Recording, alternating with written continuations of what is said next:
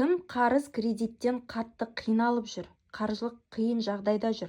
Сол адам осындай 5 литрлік суды алып, қақпағын ашып, 40 рет әл-уақиға сүресін оқисыздар.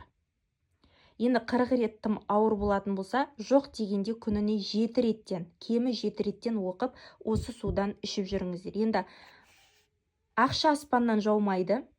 Аллах тағала күнде әл-уақиға сүресін оқып жүретін болсаңыз, осы суға оқып ішіп жүретін болсаңыз, Аллах тағала не істейді? Сізге түрлі идеялар береді ойыңызға. Түрлі идея салады.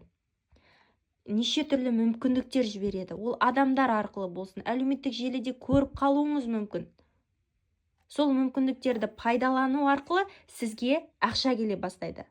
Ал сол ақшаңызбен сіз қарыз кредиттен құтыласыз.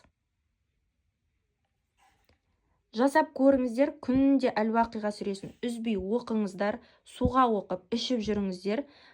Егер де пайдалы болса, онда лайк басып, маған подписаться етіп, достарыңызбен, кім қарыз кредитте жүр, қандай таныстарыңыз бар, бәріне жақындарыңызға жіберіңіздер. Осы рилспен бөлісіңіздер.